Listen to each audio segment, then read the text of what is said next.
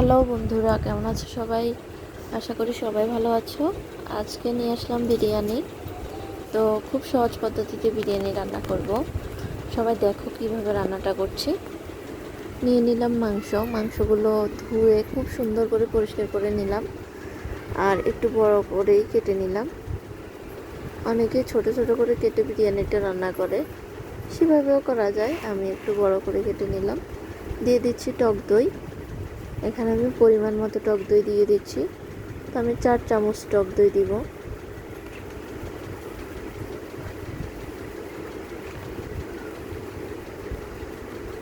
এবার দিয়ে দিচ্ছি পরিমাণ মতো লবণ। লবণ ছাড়া কোনো কিছুই স্বাদ হয় না, তো লবণ তো দিতেই হবে। লবণ দিয়ে দিলাম। তো বন্ধুরা, আজকে আমি ওই যে প্যাকেটের মশলা দিয়ে রান্না করব বিরিয়ানিটা।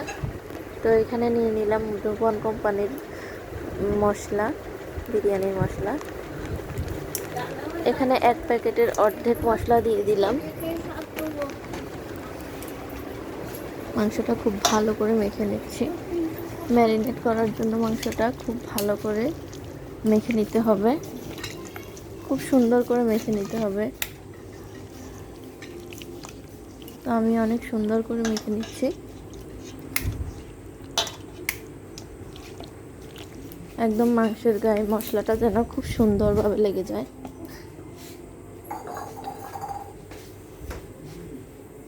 তো এখন আমি 2 ঘন্টা ম্যারিনেট করব মাংসটা। 2 ঘন্টা এটা নর্মাল ফ্রিজে রেখে দিব। 2 ঘন্টা পর যখন রান্না করব তখন মাংসটা বের করব। তো বন্ধুরা, 2 ঘন্টা পর চলে আসলাম রান্না করতে। এখানে আমি নিলাম চিনি গুঁড়া চাল বিরিয়ানির জন্য। এখানে আদা বাটা, রসুন বাটা আর জিরা বাটা, আলু নিলাম, পেঁয়াজ কুচি নিলাম। চালটা আমি ধুয়ে পরিষ্কার করে নিয়েছি। তো চালের মধ্যে তেজপাতা দিয়ে দিলাম, এলাচি, গোলমরিচ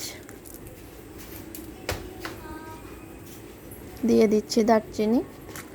তো এই মশলাগুলো এখন চালের সাথে খুব ভালোভাবে মেখে নিব। আসলে এটা মেখে নেওয়ার কারণ হচ্ছে এই মশলার ফ্লেভারটা চালের মধ্যে চলে আসবে। আমি এই চালটা আলাদা রান্না করে করছি না, এটা সরাসরি মাংসের সাথে রান্না করব। এখানে বিরিয়ানির পাত্রটা বসালাম, সেখানে তেল দিয়ে দিলাম।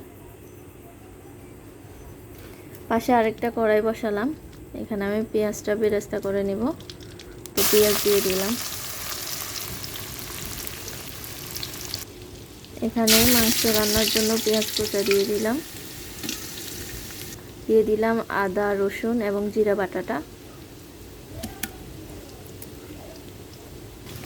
বেরেস্তা পেঁয়াজটা একটু নেড়ে দিচ্ছি যাতে করে পোড়া না লেগে যায়। মশলাটাও নেড়ে দিচ্ছি।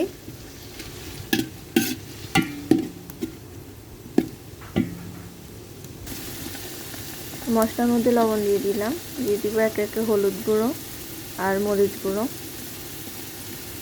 মাংস ম্যারিনেট করার সময় কিন্তু আমি হলুদ মরিচ কিছুই দেইনি।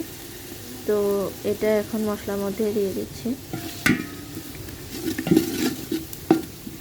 মশলাটা ভালো করে কষিয়ে নিতে হবে, তাতে করে মাংসটা ভালো হবে। তো বেরেস্তার পেঁয়াজটা বারবার নেড়ে দিচ্ছি। এখানে মশলাটাও নেড়ে দিতে হবে, নাহলে নিচে দিয়ে লেগে যাবে, পুড়ে যাবে।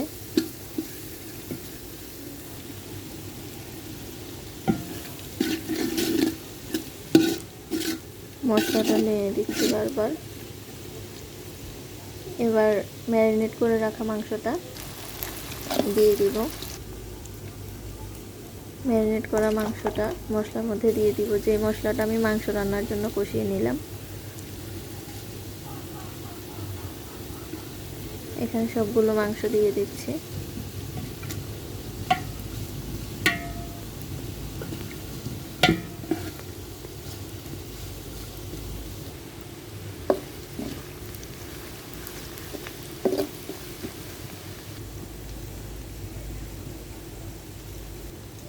মাংসটা নেড়ে দিচ্ছি। যাতে মশলাটা মাংসের গায়ে ঠিক মতো লেগে যায়। বেরেস্তাটা হয়ে গেছে, এবার উঠিয়ে নিচ্ছি।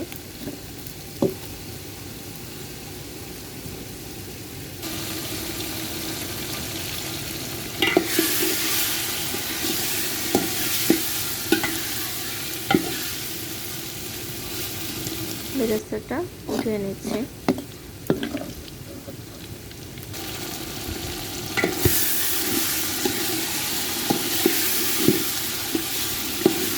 মাংসটাকে খুব ভালো করে কষাচ্ছি। এদিক দিয়ে আলুগুলো ভেজে নিব।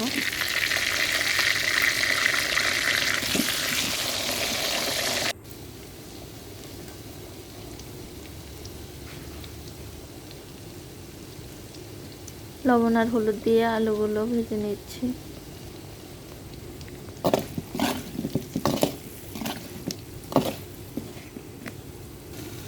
মাংসটাকে কিন্তু খুব ভালো করেই রান্না করে নিতে হবে। মাংসের পিসগুলো বড় করে দিয়েছি, এই কারণে মাংসটাকে ভালো করে রান্না করতে হবে।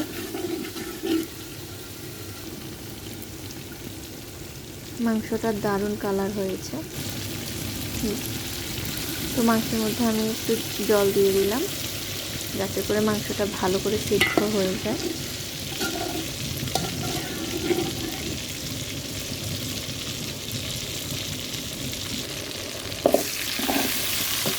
এদিক দিয়ে আলুগুলো ভেজে নিচ্ছে।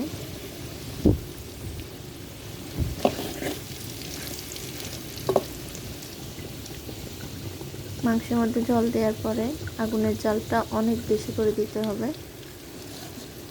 তা আলুগুলো দিয়ে দিলাম মাংসের মধ্যে। আলুগুলো এখন খুব ভালোভাবে সিদ্ধ হয়ে যাবে। মাংসের সাথে মিশিয়ে দিলাম আলুগুলো। আগুনের জলটা বাড়িয়ে দিতে হবে, যাতে খুব দ্রুত করে জলটা শুকিয়ে যায় আর মাংসটাও সিদ্ধ হয়ে যায়।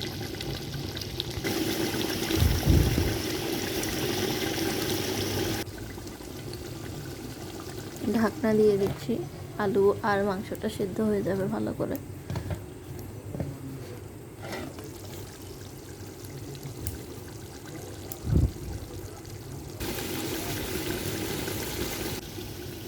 অনেক দারুণ একটা কালার হয়েছে আর তেলটাও ছেড়ে গেছে মাংসের থেকে। তো দেখো বন্ধুরা, যে জলটা আমি দিয়েছিলাম মাংসের মধ্যে সেটা শুকিয়ে গেছে। মাংসের একটা দারুণ গ্রেভি হয়ে গেছে। এ পর্যায়ে যে চালগুলো আমি ধুয়ে মেখে রেখেছিলাম মশলা দিয়ে, সেগুলো দিয়ে দিচ্ছি। চালগুলো খুব ভালোভাবে মাংসের সাথে মিশিয়ে নিতে হবে।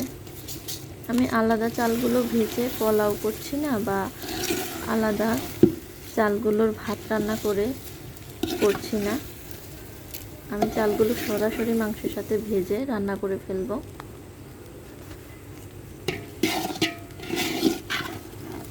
চালগুলো এভাবেই ভাজা হয়ে যাবে, আলাদা ভাজার দরকার নেই। এটা খুব সহজভাবে এই রান্নাটা হচ্ছে, একদম কম ঝামেলায়।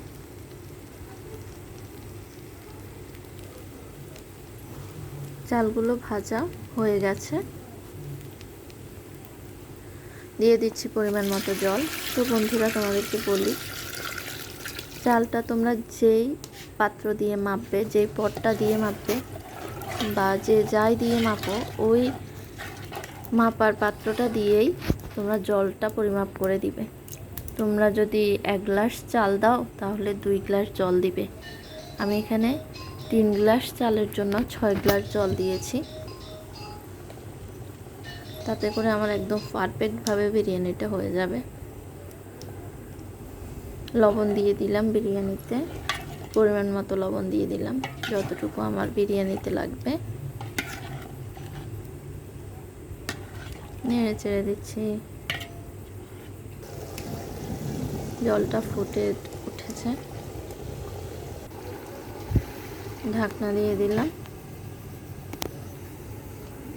ঢাকনাটা উঠিয়ে আবার একটু নেড়ে চেড়ে দিতে হবে, না হলে নিচে লেগে যেতে পারে।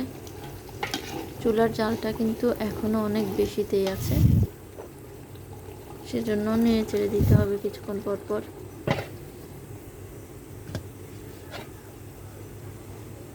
তো দেখো বন্ধুরা, এই পর্যায়ে জলটা অনেক শুকিয়ে গেছে।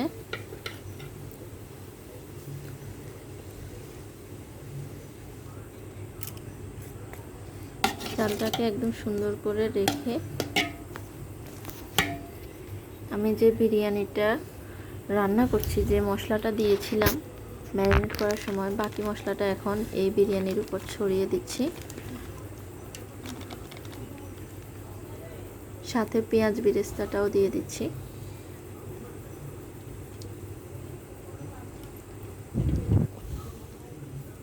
অনেক ধোঁয়া হচ্ছে।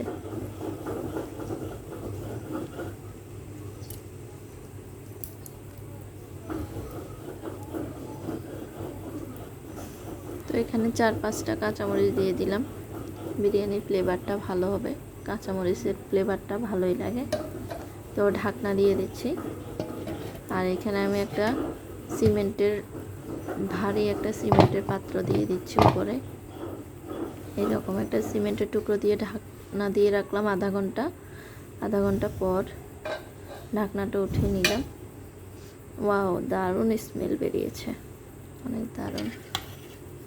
তো আমার বিরিয়ানিটা পরিবেশনের জন্য রেডি। পরিবেশন করে দিলাম। তো কেমন লাগলো বন্ধুরা আমার আজকের এই রেসিপিটা, অবশ্যই আমাকে কমেন্টস করে জানাবে। আর আমার এই রান্নাঘরের সাথে থাকো সবাই। আমার চ্যানেলটিতে বেশি বেশি করে লাইক করো, শেয়ার করো, আর সাবস্ক্রাইব করতে ভুলবে না। সবাই অবশ্যই আমার চ্যানেলটাকে সাবস্ক্রাইব করে দিবে। আমার রান্নাঘরের সাথে থাকার জন্য সবাইকে অনেক অনেক ধন্যবাদ। আর আমার এই রেসিপিটা দেখে বাসায় অবশ্যই রান্না করে খেয়ে দেখবে যে কেমন হলো এই বিরিয়ানির রেসিপিটা।